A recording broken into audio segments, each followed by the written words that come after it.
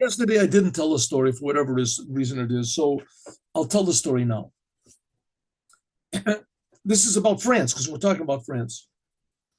The fourth Rebbe of Chabad was called Rebbe Shmuel.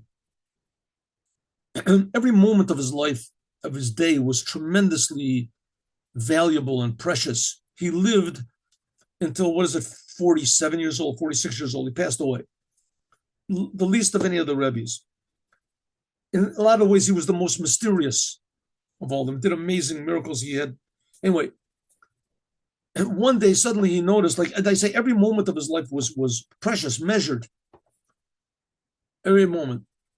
One day, he announced that he wants three Hasidim to come together with him, and they're going to go to France. They're going to go to I think it was Paris, France.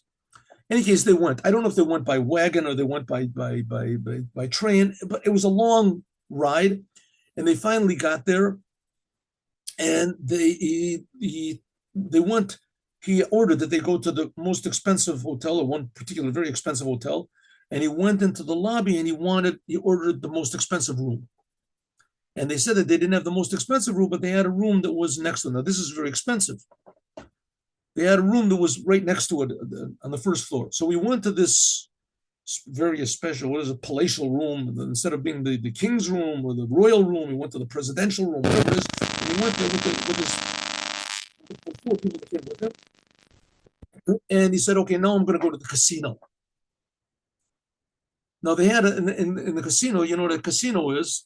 That they gamble. They have, like, baccarat tables and roulette tables and gambling with dice and so he went there and he sat down. Now the Rebbe Marash, we don't have a picture of him, but they say that he was very, very impressive and that he looked exactly like the previous Lubavitcher Rebbe. Who the previous Lubavitcher Rebbe was, in my estimation, was a tremendously handsome man. It was a beautiful, beautiful person. His face, just this old. Anyway, he very impressive. However you want to call it, whatever you want. He was very, very impressive. And of course, he was dressed like a Chassid, and he was dressed in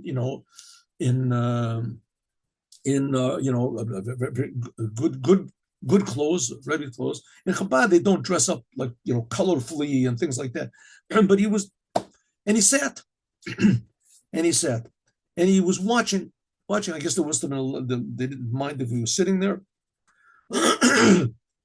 After sitting there for a short amount of time, he went up to a young man that was standing at the roulette table and drinking, sipping from a glass of wine and, smoking a cigarette and playing roulette. And he went over to him and he said, young man, not Jewish wine closes the heart. Closes your heart. Makes your heart insensitive. Matam temes alev, that's the language. And he sat down. So this man, where did that come from? So what he was thinking, I don't know. But whatever it is, it didn't really affect him because he continued playing. After a short amount of time, the Rebbe went over to him and he said, young man, Zaina Yid, be a Jew. Be a Jew. And the Rebbe left.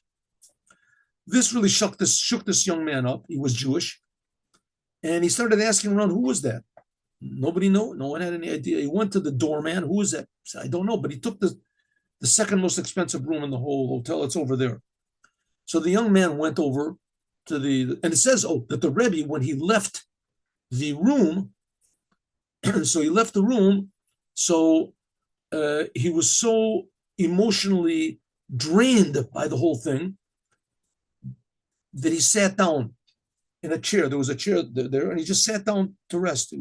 Now he was a young man. I mean, like the Rebbe passed away when he was 47 years old or something, but he sat down, and he said that a high soul like that has not come to the world for a long time, like this French guy. And he sat down, and the chair that he sat in was a chair that had like two pulls on both sides, and they didn't have an elevator in those days. This is what, in the 1800s, so they didn't have an elevator, or the early 1900s, whatever. Didn't have an elevator, so he No, that's right. No, I'm sorry. The 1800s. 1800s. He passed away in 1883. Passed away 1884. So the servants that were there, they grabbed hold of the poles to lift him up because they thought he wanted to go to another floor, and he said, "No, no, no, it's okay." He was like, the Rebbe was like sort of disoriented from the meeting with this man. He went to his room. The young man asked, "Who is this man?" They told him that we don't know who he is, but he took this room. Everybody knows which room he took. That's why he took the room, so that it would be dominant. And the young man went into the room. He spoke to the Rebbe for a while. He came out and he totally changed himself. And it says that his name was Klein. Maybe the Rabbi Klein, who was a faithful secretary of the Rebbe and a very, very unique and wonderful person, maybe he was a direct relative. I don't know. But anyway, his name was Klein, and he totally changed his life around. So we see that the Rebbe made this tremendously long journey and wasted hours, maybe even days, of his precious short life in order to bring one Jew out of the clutches of France, and by means of that also to weaken the spiritual prison of France. What was it? End of story. You see how important each Jew is. Here is